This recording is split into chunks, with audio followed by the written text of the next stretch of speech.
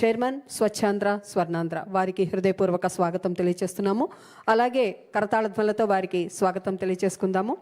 గౌరవనీయులు శ్రీ కొట్టిముక్కల రఘురామరాజు గారు, building and construction workers advisory committee chairman గారు విచ్చేశారు. వారికి కూడా హృదయపూర్వక స్వాగతం తెలియజేస్తూ, ఇక ఒళ్ళంతా చెవులు చేసుకుని కర్ణామృతాలు ఆస్వాదించడానికి సంసిద్ధంగా ఉన్న మీ అందరికీ భక్తి భావ యశస్వి, మృదు మనస్వి, విద్యా తపస్వి, విజ్ఞాన తేజస్వి, జ్ఞాన వర్చస్వి గౌరవనీయులు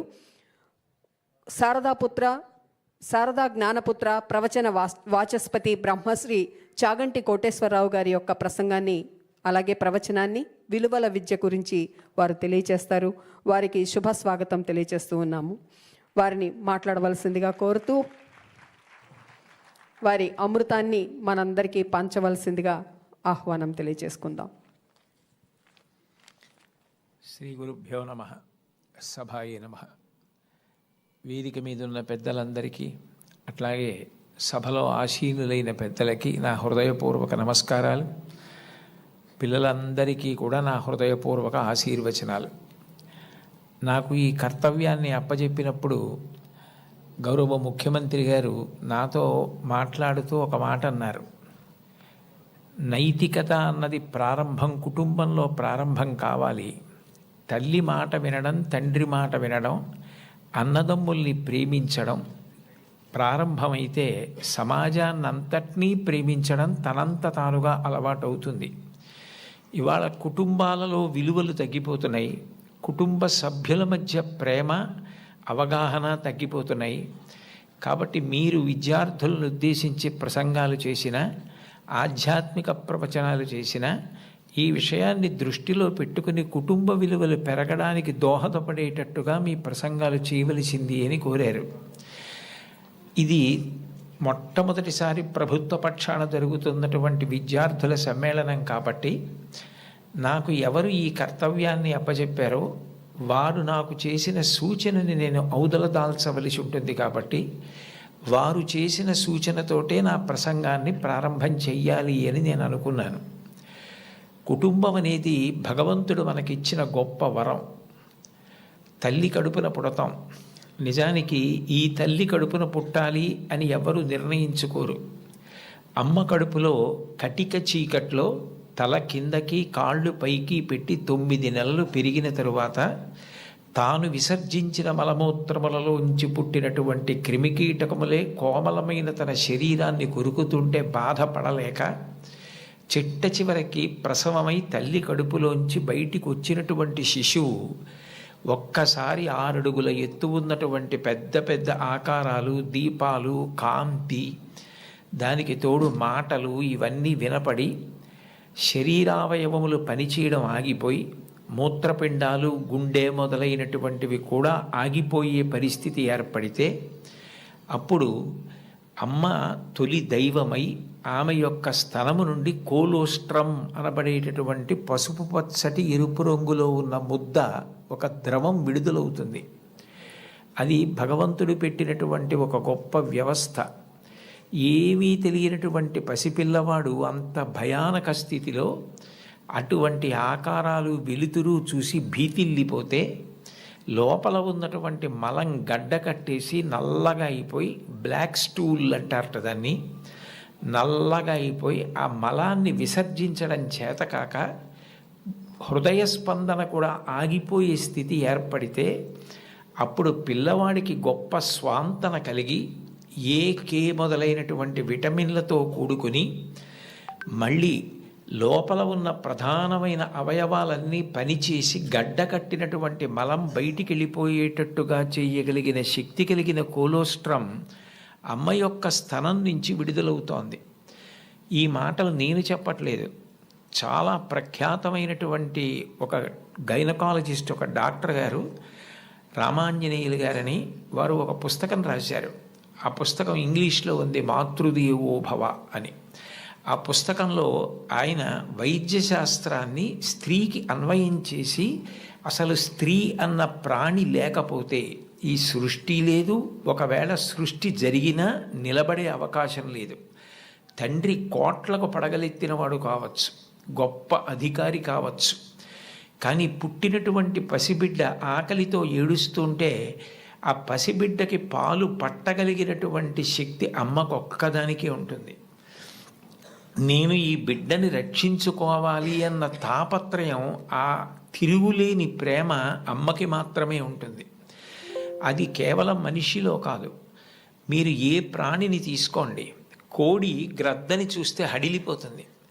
అట్లాంటి కోడి తన గుడ్లని పొదిగి పిల్లల్ని చేసిన తరువాత ఆ పిల్లలు కొంచెం దూరం వెళ్ళి ఏదైనా తింటుంటే ఎక్కడ గ్రద్ద వచ్చి పిల్లల్ని తన్నుకుపోతుందో అని మెడ ఎత్తిపెట్టి ఆకాశం వంక చూస్తూ కొక్కొక్కొక్కొక్కొక్కొక్కొ అంటూ, ఒకవేళ గ్రద్ద వస్తే 2 రెక్కలు ఎత్తిపెట్టి పిల్లలన్నింటినీ రెక్కల కిందకి తెచ్చేసుకుని రెక్కలు ముడిచేసి కంఠం ఎత్తిపెట్టి ముందు నా కంఠాన్ని కోసేసి అప్పుడు నా పిల్లల్ని చెనకు అని గ్రద్దకి ఎదురు తిరుగుతుంది. ఒక కోడికి ఎవరు నేర్పారు తన పిల్లల్ని కాపాడుకోమని? స్త్రీ ప్రాణి. కోడి పుంజుకు లేదు ఈ లక్షణం, కోడి పెట్టకుంది ఈ లక్షణం, ఆడ కుక్కకుంది ఈ లక్షణం, ఆడ పందికుంది ఈ లక్షణం.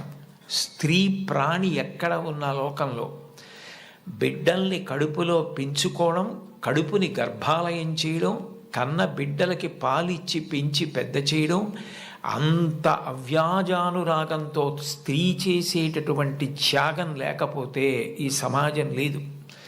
భగవంతుడి మీద తప్ప అన్యం మీద స్తోత్రం చెయ్యని శంకరాచార్యుల వారు తండ్రి మీద కూడా చెప్పల, అమ్మ మీద మాత్రం 5 శ్లోకాలు చెప్పారు. 5 శ్లోకాల్లో ఒక శ్లోకంలో అంటారు, ఆస్తాం తావదీయం ప్రసూతి సమయే దుర్వార శూలవ్యధ నైరుచ్యం తనుశోషణం మలమయీ శయ్యాచ సంవత్సరి ఏకస్యాపి నగర్భభారణ భర క్లేశస్య క్షమః దాతుం నిష్కృతి ఉన్నతోపి తనయత్తస్యై జనన్యై నమః అంటారు. 9 నెలలు కడుపు పెద్దదై వికారమును పొంది తాను వంగలేక పని చేసుకోలేక తిందామంటే ఆహారం సహించక ఎంతో కష్టపడి తాను మరణ సదృశమైనటువంటి వేదన పొంది అన్ని నిప్పులు పడి బిడ్డని ప్రసవించి ఆ బిడ్డకి పాలిచ్చి పెంచి పెద్ద చేసి ఏడాది పాటు చలికాలం లేదు, వర్షాకాలం లేదు, మంచంలోనే మలమూత్ర విసర్జన చేస్తే ఆ మలమూత్రములను తుడిచి కడిగి బిడ్డని రక్షించి తాను ఉపవాసాలు చేసి చిట్ట చివరికి అవసరమైతే పిల్లవాడు ఎంత పెద్దవాడైనా వాడికి ఏదైనా కించిత్ అనారోగ్యం కలిగిందంటే భయం వేసినటువంటి మనసుతో నా ఆయుర్దాయం కూడా నువ్వే పోసుకొని బ్రతుకని అనగలిగినటువంటి వ్యక్తి ప్రపంచంలో ఉంటే అది అమ్మ ఒక్కతే. అందుకే అమ్మ లాంటి ప్రాణి లోకంలో లేదు. శాస్త్రాలు కూడా మొట్టమొదటి నమస్కారం ఎవరికి చేయించాయి అంటే మాతృదేవో భవ.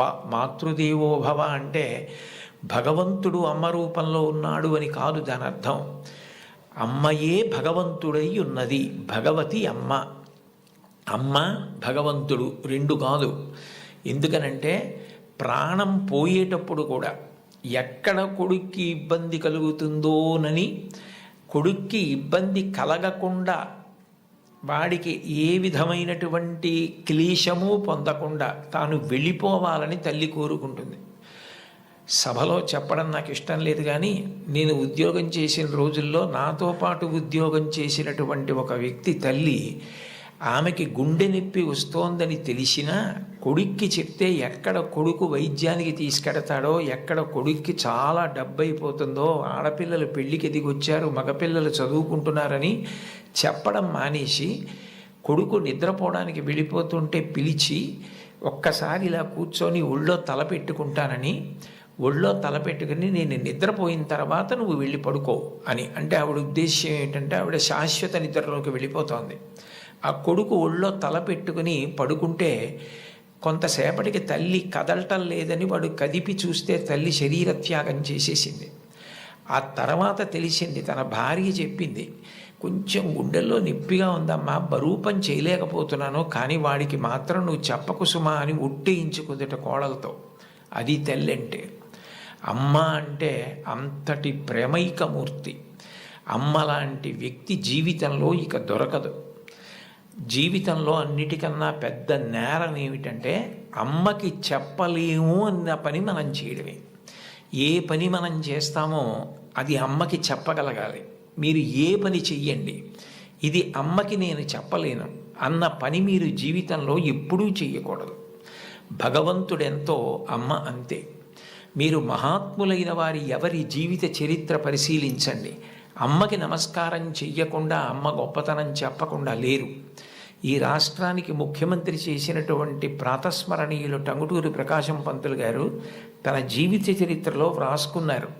తాను మిడిల్ స్కూల్లో ప్రవేశించినప్పుడు 3 రూపాయలు జీతం కట్టలేకపోతే 25 మైళ్ళ దూరం నడిచి వెళ్ళి వాళ్ళ బావగారిని అప్పడిగితే ఆయన దగ్గర కూడా డబ్బు లేకపోతే మళ్ళీ 25 మైళ్ళు వెనక్కి తిరిగి వచ్చి, అమ్మ అప్పు దొరకలేదు, బావగారికి దగ్గర కూడా లేవుట, నేను చదువు మానేస్తానంటే అప్పటికి ఆ తల్లికి ఉన్నది ఒక్క పట్టు చీర.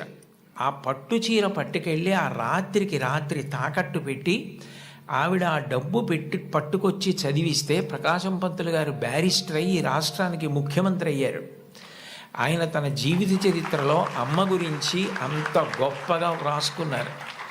ఏపీజే అబ్దుల్ కలాం గారు, ఆయన పేరు చెప్తే పిల్లలు పరవశించిపోతారు. కాకినాడలో ఒకసారి నేను గోశాలకు వెడుతుంటే సాయంకాలం వేళ పిల్లలు స్వచ్ఛందంగా, అదేం ఎవ్వరూ నిర్వహించింది కాదు, వాళ్ళంతట వాళ్ళుగా బయటికి వచ్చి కొవ్వొత్తులు పట్టుకుని ఎడుతున్నారు కొంతమంది.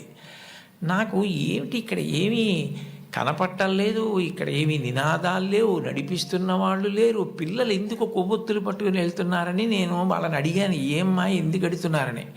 మహానుభావుడు అబ్దుల్ కలాం గారు శరీరం విడిచిపెట్టేశారండి, అందుకని కొవ్వొత్తులు పట్టుకుని ఎడుతున్నా ఉన్నారు. నేను ఈ మధ్య కాలంలో ఒక నాయకుడు వెళ్ళిపోతే, ఒక వ్యక్తి మరణిస్తే పిల్లలు స్వచ్ఛందంగా కొవ్వొత్తులు పట్టుకుని వెళ్ళడం చూసింది అబ్దుల్ కలాం గారి విషయంలో చూశాను. అటువంటి అబ్దుల్ కలాం గారు వింగ్స్ ఆఫ్ ఫైర్ అని ఇంచుమించు తన జీవిత చరిత్ర ఆ పుస్తకంలో వ్రాసుకున్నారు. 2వ ప్రపంచ యుద్ధ సమయంలో గోధుమలు రేషన్లో దొరుకుతున్నటువంటి రోజుల్లో అమ్మగారు రొట్టెలు ఒత్తి పిల్లలందరికీ పెడుతుంటే అందరి తలో 4 రొట్టెలు తినాలి. ఆ రోజు రొట్టె కూర బాగుందని కలాం గారు ఇంకో రొట్టె వేయి అని తిన్నారు. అప్పటికి చిన్నవారు చదువుకుంటున్నారు. ఇంకో రొట్టె వెయ్యని తినేస్తే అన్నగారు వచ్చి, నువ్వు రొట్టెలు ఎక్కువ తినేశావు, 2వ ప్రపంచ యుద్ధం జరుగుతోంది, రేషను గోధుమలు దొరకట్లేదు, అమ్మకి రొట్టెలు లేవు, నీకు పెట్టేసింది, అలా తినచ్చా అన్నారు. అమ్మకి తినవలసిన రొట్లు తాను తినేశానన్న న్యూనతాభావంతో కలాం గారు వలవలా ఏడుస్తుంటే తల్లిగారు వచ్చి గట్టిగా కౌగిలించుకొని, నాన్న నువ్వు తింటే నేను తిన్నట్టేరా, నాకు చాలా సంతోషంగా ఉంది అంది మా అమ్మ. అమ్మ ఒకరోజు వస్తుంది, ఆ రోజు ఈ కలాం ఈ శరీరాన్ని విడిచిపెట్టి నీకు నమస్కారం చేయడానికి వస్తాడు. On the day of the final judgement అని రాసుకున్నారు ఆయన. ఆ రోజు నువ్వు ఏ అన్నం కూడా తినడం మానేసి పెట్టి నన్ను పెంచి పెద్ద చేశావో, ఈ శరీరంతో ఈ మేధస్సుతో నేను దేశ సేవ చేసి కృతార్థుడనై ఆ అమ్మ కన్న కొడుకు అని నీకు కీర్తి తెచ్చి వచ్చి నీ పాదములకు నమస్కరిస్తానని రాసుకున్నారు. అమ్మకి అబ్దుల్ కలాం గారు ఇచ్చినటువంటి గౌరవం అంత గొప్పది. మహాత్ముల జీవితాలు ఎవరివి మీరు చదవండి.